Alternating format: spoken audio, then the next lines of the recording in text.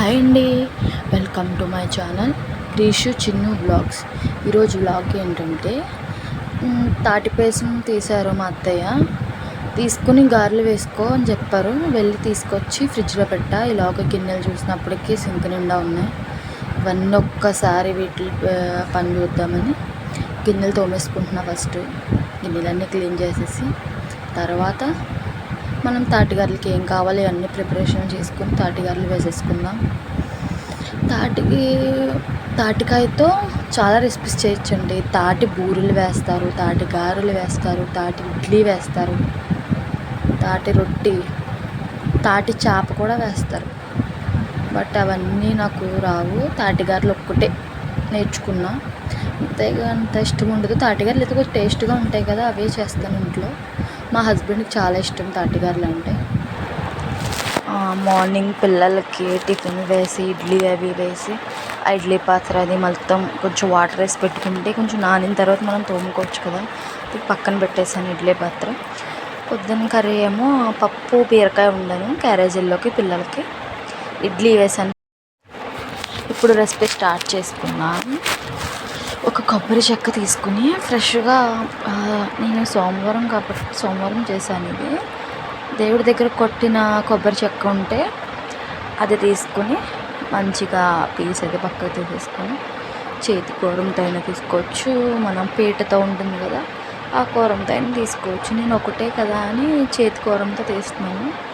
కొబ్బరి కూర అంతా మంచిగా తీసేసుకుంటే, కొబ్బరి వేసుకుంటే కొంచెం టేస్ట్ బాగుంటుంది. తాటిగారులో కొబ్బరి కూర, బెల్లం ఇవన్నీ వేసుకుంటే మా టేస్ట్ వేసుకుంటే. కాకపోతే నిలవ ఉండదు, 3 to 4 days అలా. మామూలుగా అయితే ఉంటుంది కొబ్బరి వేయకుండా ఉంటే.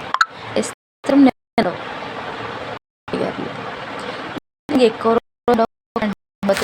వేద్దామని.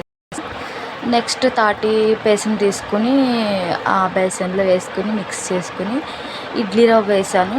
ఒక 2 గ్లాసెస్ ఇడ్లీ రవ్వ వేసుకుంటూ మంచిగా కలిపేసుకుని బాగా మిక్స్ చేసుకోవాలి. ఎక్కడ ఉండలు లేకుండా బాగా కలిపేసుకుని పక్కకు పెట్టుకుని తర్వాత వరిపిండి కూడా కొంచెం వేసుకుంటే అవి బాగుంటుంది అన్నమాట.